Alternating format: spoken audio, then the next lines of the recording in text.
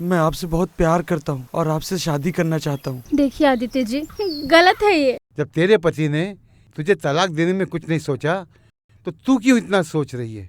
बरखा जी, हाँ? मान जाइए ना। मम्मी आ गई, मम्मी आ गई। तुम्हारी दीदी वहाँ पे आई है क्या? नहीं जिया जी, क्यों, क्या हुआ? पुलिस के पास जाने की क्या जरूरत है? अरे वो मेरी बीवी है, मैं उसको ढूंढ लूंगा। और बॉडी इतनी ज्यादा जल चुकी है कि पहचान भी नहीं हो रही है कि मेल है कि फीमेल है। देखिए मिस्टर आदित्य, हमें आपके बेटे का डीएनए टेस्ट करवाना है। लड़की सुंदर है, सुशील है और फिर 25 लाख का दहेज भी दे रहे हैं। वो लड़का इतना शातिर होता है कि वो पुलिस में जाकर एफआईआर करता।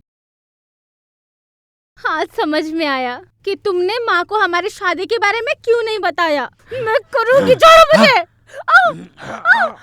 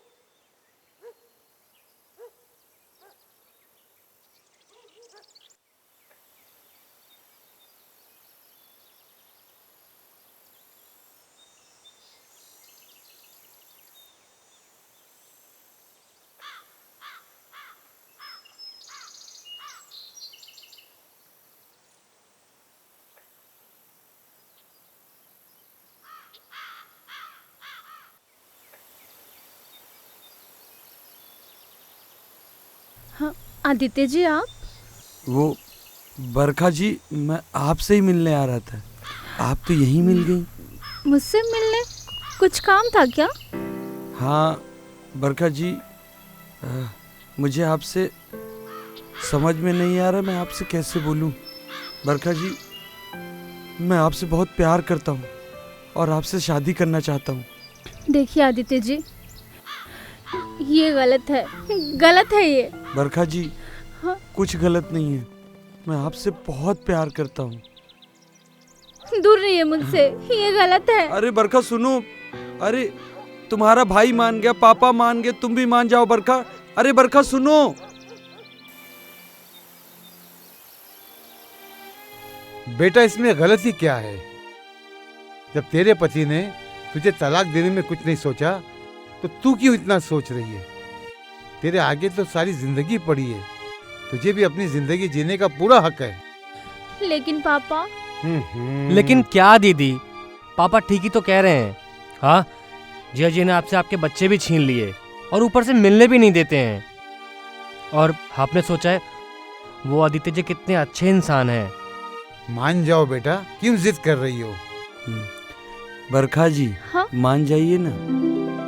अरे आदित्य, आओ बेटा, आओ, बैठो बैठो बेटा, बैठो। लेकिन एक प्रॉब्लम है। प्रॉब्लम? कैसा प्रॉब्लम? वो मेरे घर वाले मेरी और बरखा की शादी के लिए मंजूर नहीं, तो मैं सोच रहा हूँ कि मंदिर में जाके शादी कर लूँ। और जैसे कुछ दिन बीत जाएंगे मैं घर वाले लोग को बता दूंगा, तो बरखा को भी एक्सेप्ट कर लेंगे, इसमें कोई प्रॉब्लम नहीं होगी। ठीक है बेटा, हमें मंजूर है।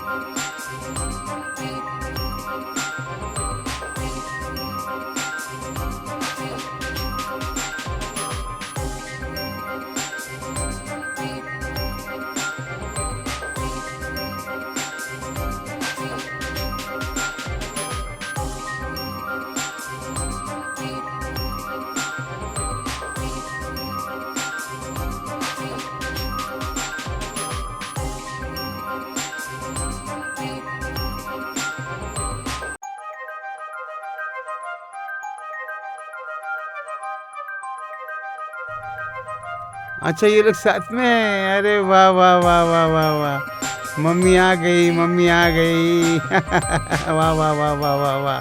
हाँ, तो उधर देखो झाड़ है हमारे, कैरी आ गई इसमें। ये मेरे बेटे का झाड़ है जिसमें कैरी है।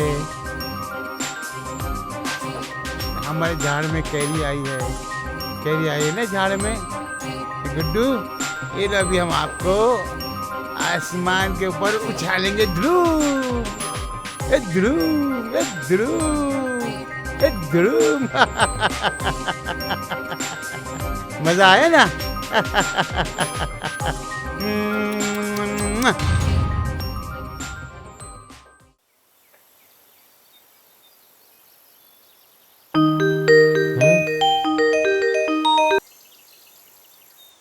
बबलू, हाँ जीजा जी। अरे तुम्हारी दीदी वहाँ पे आई है क्या? नहीं जीजा जी, क्यों, क्या हुआ? आप तो बहुत परेशान लग रहे हैं। अरे नहीं, सुबह से कहीं दिखाई नहीं दे रही, पता नहीं कहाँ चली गई। अरे मैं उसका नंबर भी ट्राई कर रहा हूँ लेकिन स्विच ऑफ बता रहा है। जी अजीब, आप एक काम कीजिए, आप पहले परेशान मत होइए, मैं वहाँ पर अभी आता हूँ। हाँ हाँ हाँ ठीक है।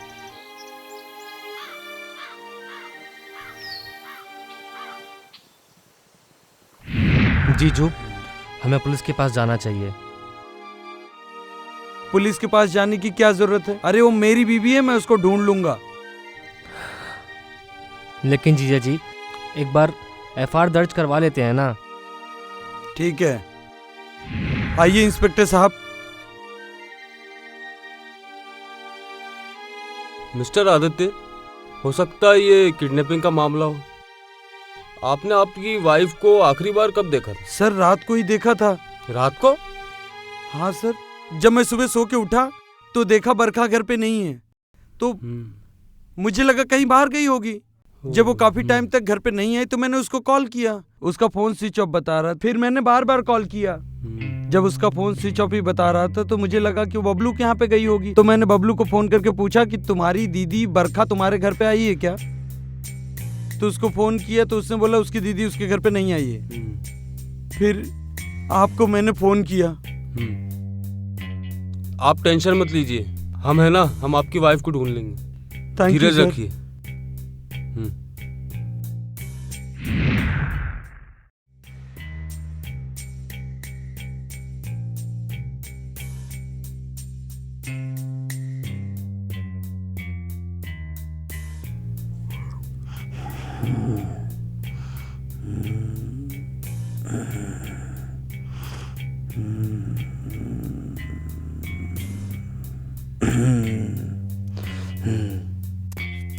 बराबर से इंक्वायरी करना, छोड़ना नहीं उसको। हेलो, क्या डेड बॉडी? ओके, हम आते हैं। सर, ये अननोन नंबर से कॉल आया है, पास के खंडर में डेड बॉडी मिली है, जली हुई। चल के देखें क्या? जली हुई डेड बॉडी? जी। चलो कमान।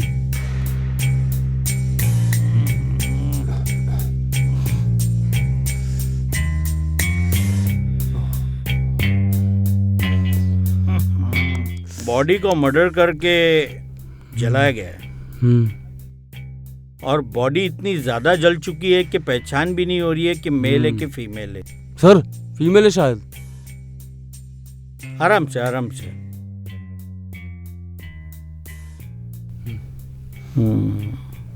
आराम से।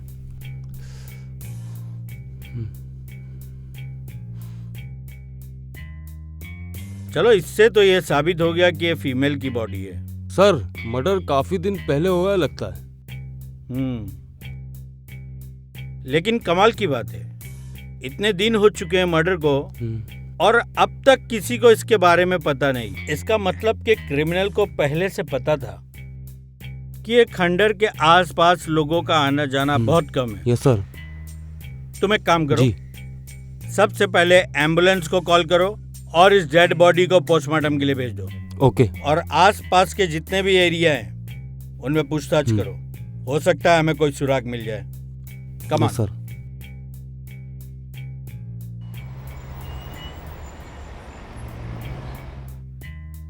सर आपने मुझे क्यों बुलाया?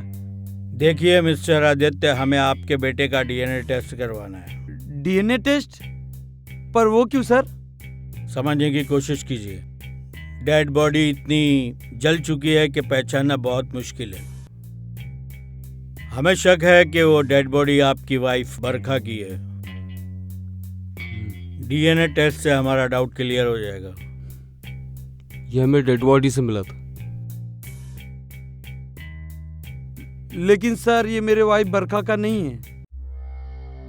देखिए मिस्टर आदित्य, समझने की कोशिश कीजिए। डेड बॉडी काफी जल चुकी है और हमें शक है कि ये लगभग उसी वक्त की है जब आपकी वाइफ बरखा गायब हुई थी। इसीलिए डीएनए टेस्ट करवाना बहुत जरूरी है। हम आपकी तकलीफ समझते हैं, प्लीज कोऑपरेट अस।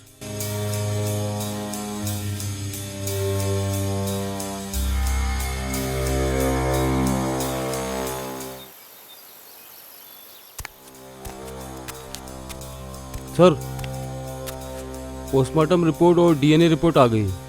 मर्डर गलत दवा के किया गया है। उसके बाद लाश को पेट्रोल डालकर जलाया गया। माय गॉड, ये डीएनए रिपोर्ट तो आदित्य के बेटे से मैच हो रही है। इसका मतलब ये डेड बॉडी बरखा की है।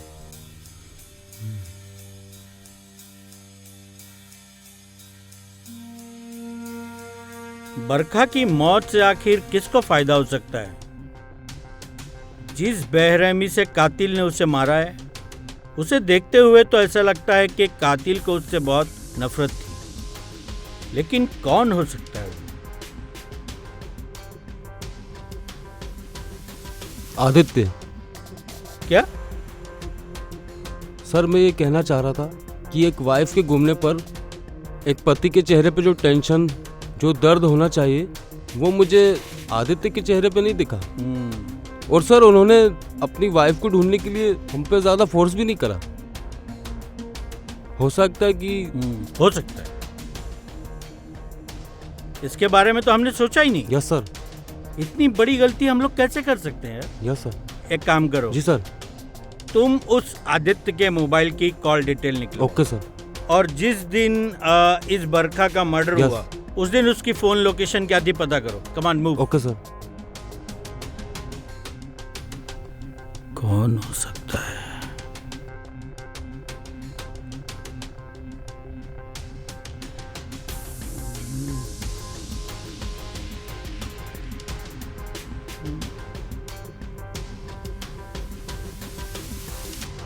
सर आप लोग मुझे ऐसे क्यों घूर क्यों रहे हो? मिस्टर आदित्य, मैं ये सोच रहा हूँ कि कोई इतना बेरहम कैसे हो सकता है। सर मैं कुछ समझा नहीं। मैं समझाता हूँ। मिस्टर आदित्य, मैं आपको एक कहानी सुनाता हूँ। एक तलाकशुदा लड़की से एक लड़के को प्यार हो जाता है और एक दिन वो उस लड़की को प्रपोज भी करता है। शुरू में तो लड़की शादी के लिए इनकार कर देती है, लेकिन लड़की के घर वालों के समझाने पर कि तुम्हें भी हक है अपनी जिंदगी गुजारने का, तुम्हें ये शादी करनी चाहिए, लड़की शादी के लिए तैयार हो जाती है। शादी के 4 साल सब कुछ बराबर चलता है। इसी बीच लड़की और लड़के में बहुत मोहब्बत होती है और उन्हें एक बच्चा भी होता है। धीरे धीरे लड़के का बिहेवियर चेंज होता है। लड़का बात बात पे उससे झगड़ा करता है, उसे ताने देता है और कोई ना कोई बहाना करके शहर से बाहर चला जाता है। बीवी समझती है कि हाँ मेरे हस्बैंड काम के लिए गए होंगे, लेकिन कुछ दिनों बाद लड़की को अजीब सा लगता है और इसके पीछे का सच जानने के लिए वो लड़के के बारे में पूछताछ करती है।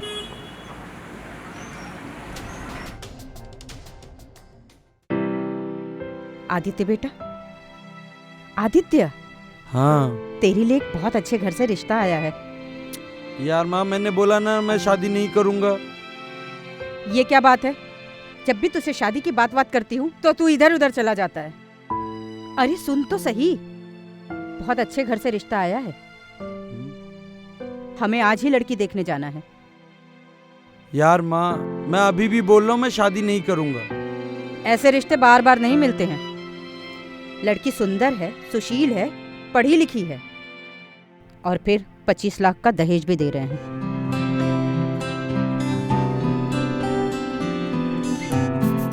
माँ आपने क्या बोला? 25 लाख? हाँ, 25 लाख दहेज में दे रहे हैं वो लोग।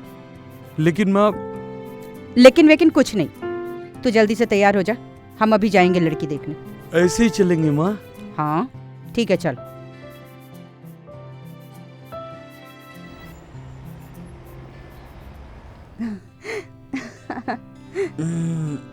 तो अब बता, कैसी लगी लड़की? अच्छी है ना? और साथ में 25 लाख का दहेज भी दे रहे हैं। बस अब ये शादी जल्द से जल्द हो जानी चाहिए। हाँ माँ, अपनी सारी प्रॉब्लम भी खत्म हो जाएगी।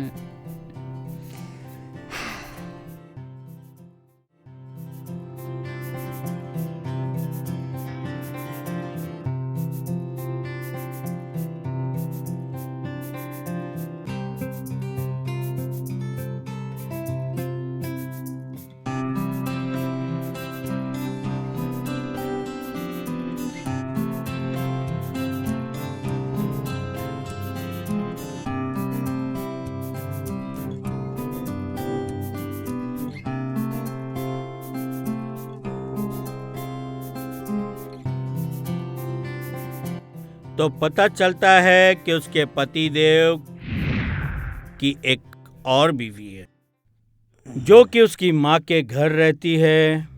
लड़की को बहुत गुस्सा आता है। जब लड़का घर आता है तो दोनों के बीच में झगड़ा होता है और ये झगड़ा इतना आगे बढ़ जाता है कि लड़का लड़की को गला दबाकर मार देता है और दूर जंगल में ले जाकर उसकी लाश को जला देता है पेट्रोल डालकर, ताकि उसे जल्दी पहचाना ना जा सके। मिस्टर आदित्य, वो लड़का इतना शातिर होता है कि वो पुलिस में जाकर FIR करता है और पुलिस के साथ मिलता है और इन्वेस्टिगेशन में कोऑपरेट भी करता है। एक अच्छे हस्बैंड होने का नाटक भी करता है, लेकिन वो ये भूल जाता है कि गुनाहगार कितना भी शातिर क्यों ना हो, कोई ना कोई सबूत छोड़ ही देता है। बिल्कुल सर। मिस्टर आदित्य, आपको नहीं लगता कि ये कहानी आपकी कहानी से मैच होती है? नहीं सर, आप मुझ पे इल्जाम लगा रहे हैं सर। ऐसा कुछ नहीं है। मिस्टर आदित्य, मैं आप पर इल्जाम नहीं लगा रहा हूँ, पूरे सबूतों के साथ बात कर रहा हूँ। आपके खिलाफ हमारे पास सारे सबूत मौजूद हैं। बताइए मिस्टर आदित्य, जिस दिन आपकी वाइफ की मौत हुई थी उस दिन आपका लोकेशन भी वही था। क्यों मारा आपने अपनी वाइफ को? वो लड़की जिसने आपसे प्यार किया, आपका घर बसाया, आपने उसी को मार दिया? हाँ, क्यों? नहीं सर। देखो, सच सच बता दो, वरना सच उगलवाने के हमारे पास और भी बहुत तरीके हैं। बताओ। हाँ सर, मैं 2 बीवियों के बीच फंस गया था। 5 दिन में बरखा के साथ रहता था और वीकेंड में उमा के पास। पता नहीं सर ये बात बरखा को कैसा पता चल गई, शादी की बात, और फिर मेरे और बरखा के बीच में लड़ाई होना शुरू हो गई। क्या करता मजबूरी थी। कभी तुम्हारे लिए कोई कमी छोड़ी है क्या? कमी है। तुम्ही ने कहा था ना कि कुछ समय बाद माँ को हमारी शादी के बारे में सब कुछ बता दोगे। आज समझ में आया कि तुमने माँ को हमारी शादी के बारे में क्यों नहीं बताया। क्योंकि तुम्हारे मन में खोट था, तुम्हें दूसरी शादी करनी थी। बस बहुत बोल दिया। हाँ? समझ में आ रही क्या बोल रही है? बोलूंगी, और अब तुम्हारे खिलाफ पुलिस कंप्लेन भी करूंगी कि तुमने कैसे मेरा इस्तेमाल किया, कैसे तुमने मुझे धोखा दिया। अगर कुछ करने की सोची भी ना तो समझ लेना क्या होगा। क्या करोगे? हाँ, कर क्या लोगे तुम मेरा कुछ नहीं बिगाड़ सकते, क्योंकि तुम गलत हो और मैं सही। मुझे कुछ भी नहीं करना। मुझे ना तुम्हारी लाइफ से दूर जाना है। मुझे शांति चाहिए। शांति समझती है? सुनो, अगर तुम्हें तुम्हारी लाइफ में इतनी ही शांति चाहिए तो तुम्हें अपनी दोनों बीवियों में से एक को मारना होगा। तू पागल हो गई है क्या? सर, ये बात मेरे दिल में घर कर गई थी। मैं उमा को तलाक देना चाहता था, लेकिन तलाक नहीं दे सकता था, क्योंकि मैं अगर उमा को तलाक देता तो मुझे दहेज के 25 लाख वापस करने पड़ते। और बरखा तलाक देने के लिए रेडी नहीं थी। रोज रोज के झगड़े से मैं तंग आ चुका था सर, और ऊपर से पुलिस की धमकी। मैंने बरखा को मारने के लिए सारी प्लानिंग कर ली थी, डेट, तारीख, सब कुछ। लेकिन उसी रात हम दोनों का झगड़ा हुआ। गलती से मैंने उसका गला दबा दिया और वो मर गई सर। मैं बोल रहा हूं ना, तुम नहीं जाओगी? मैं अभी जाके तुम्हारी माँ को सब कुछ सच सच बता दूंगी हमारे बारे में। तुम ऐसा कुछ नहीं करोगी, मैं समझा रहा हूँ। करूंगी। तुम ऐसा कुछ नहीं करोगी। मैं करूंगी। मैं बोल रहा हूँ, तुम्हें समझ में नहीं आ रहा है? मैं बोल रहा हूँ, तुम ऐसा कुछ नहीं करोगी। हाँ? छोड़ो मुझे, छोड़ो। मैं करूंगी, छोड़ो मुझे।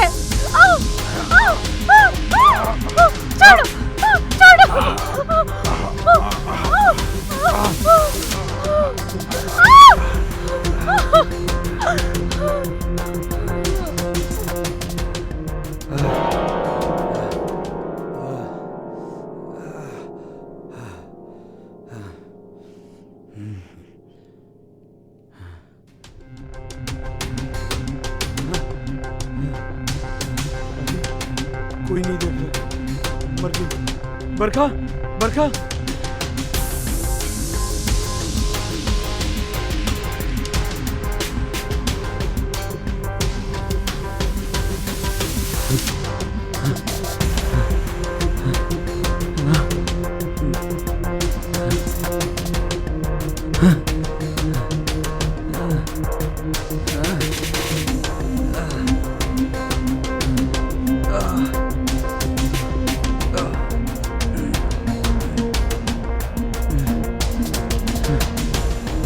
फिर मैं सर बरखा के भाई को कॉल किया ताकि मुझ पे कोई शक ना करे।